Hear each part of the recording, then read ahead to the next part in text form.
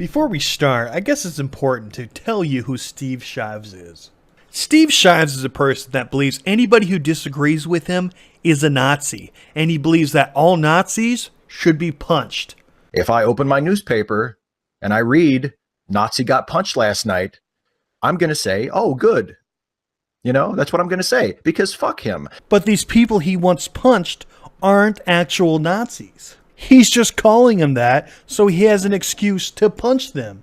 Today's racists don't have government power. The worst that they can do is say that your skin looks like poo-poo and mildly hurt your feelings.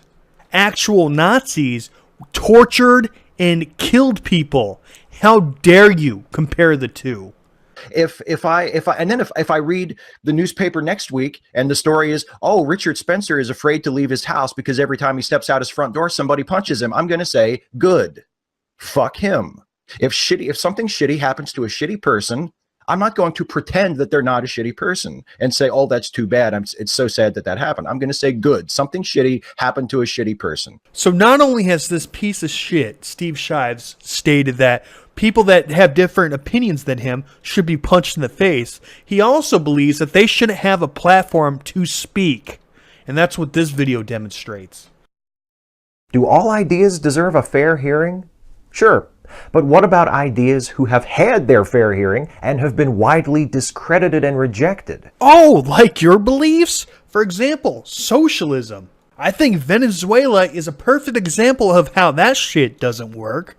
What about gun-free zones? Where have all the mass shootings occurred? Oh yeah, gun-free zones. Now, how often does shootings happen at a gun store or a gun show where guns are all over the place? Never! It never happens! What about the little fact that the states with the strictest gun control laws have the most gun deaths? So what do? You create more gun laws. Genius! It takes away the guns out of the hands of good people, and the people that are bad guys, they keep their guns. Why? Because breaking the law is what criminals do. Also, them having a gun while their victims are disarmed only helps them. So only the bad guys have guns. Talk about one of the worst ideas ever. What about feminism? You believe in the wage gap. That shit has been debunked a million fucking times. What about your beliefs about transgenders, where you believe that there could be a million sexes, when science states, no, that is not true. You are arguing against science. So if the left says, oh, well, the right don't deserve a platform, the right could do the same thing to the left and say that they don't deserve a platform. And guess what, Steve? No one gets to be able to talk at all. It's like you don't even think what you say through. The recent punching of white supremacist Richard Spencer and protesters shutting down scheduled appearances by racist, misogynist, professional internet troll Milo Yiannopoulos. Oh my god, could you fit any more fucking buzzwords in there? Jesus Christ. For one, Spencer isn't a white supremacist. Milo isn't racist. His lovers are black people. He's not sexist just because he doesn't believe in feminism. You are absolutely full of shit. And guess what? I'd prove that 1,000 times. I guess you don't deserve a platform to speak, huh, Shives? I've heard many people arguing that the likes of Spencer and Yiannopoulos should be allowed to have their say, that their voices ought to be heard, so that if their claims are false or their rhetoric is harmful, we can respond in kind, with the truth, or with better ideas. But this is the part where Steve Shives says, well, we don't have better ideas, so you shouldn't have a platform to speak. But does that mean that every propagator of every theory and ideology is entitled to a platform and an audience? No, of course not. And since when has that ever been the case? So obviously you can't just have everybody decide who doesn't have a platform, right? Because the right would shut down the left and the left would shut down the right. So who gets to decide who gets to speak and who doesn't? You, Steve Shives? We ignore people promoting what we have come to regard as bad ideas all the time. It happens in science, it happens in politics, it happens in our everyday lives. There comes a point where the argument is over, where continued discourse on the matter would be of no use to anyone other than the most stubborn, die-hard supporters of a roundly rejected position. So if it's a roundly rejected position, meaning there's a lot of people who reject it, the opinion should be shut down? Well, the majority are Christians, and I guess that means that people like you who are atheists shouldn't have a platform to speak their fucking thoughts in public. That's what you're saying, you ignorant fuck. The thing is, it's not just better ideas that defeat bad ideas. Refuting bad ideas with good ideas is important, but so is removing bad ideas from the discourse.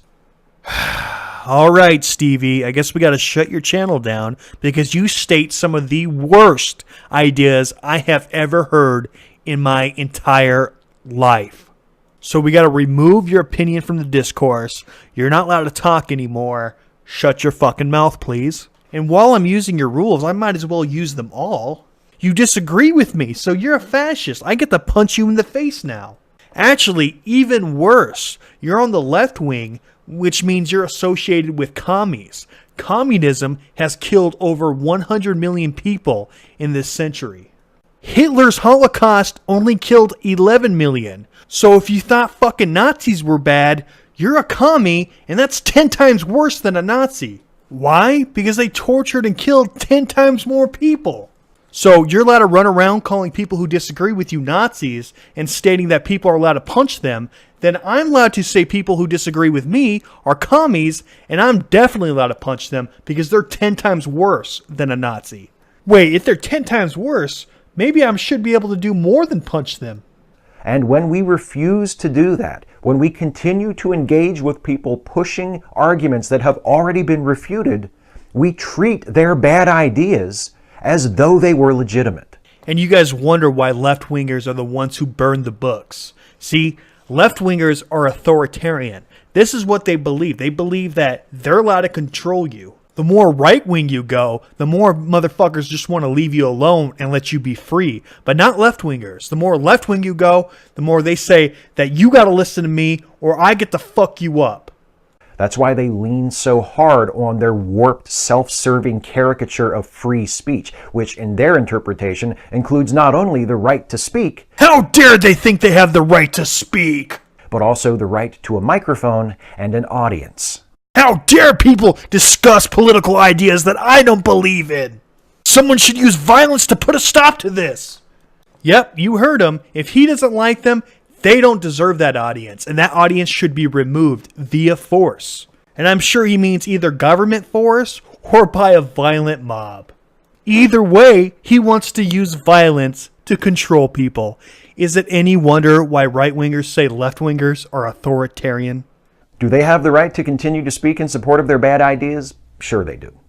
Do they have the right to a platform to better enable them to disseminate those ideas? Absolutely not.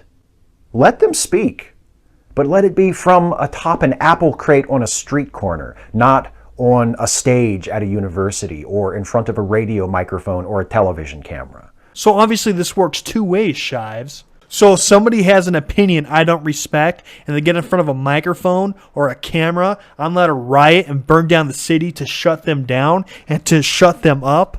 I'm allowed to punch them and pepper spray them in the face as long as I call them a fascist, Nazi, or a commie beforehand, right?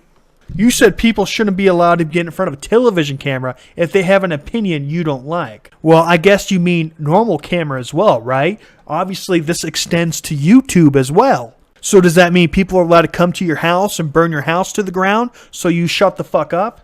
I mean, come on, Steve Shives. You have an opinion that people don't like. They're allowed to shut you down. You said people shouldn't be allowed to get in front of a camera if they have an opinion you don't like, or an opinion that has been wildly debunked. Also, this extends to the government, obviously. If somebody has an opinion that somebody doesn't like somewhere, the government should be allowed to come in and shut them up, right, Steve Shives? So that means no one anywhere, even if they have a YouTube channel, should be allowed to speak their mind because somebody obviously disagrees somewhere. So you're saying violence should be used against them. What's next, Steve Shives? The obvious next step is, oh, well, people who disagree with me should get shot. What's funny is that you call us the Nazis. You're the fucking Nazi, dude! You call us fascist. You're the fucking fascist! Alright, so we've reached the end of the episode. Remember to smash that like button, and if you haven't already, smash that subscribe button. Also, remember to donate to my Patreon. If all my fans just donated $1 a month, I'd be able to do this full time, 50 times over. But as of right now, I'm making well under $200 a month. So please consider donating. The link to the Patreon to donate is in the description box. Thank you. Catch you on the next episode.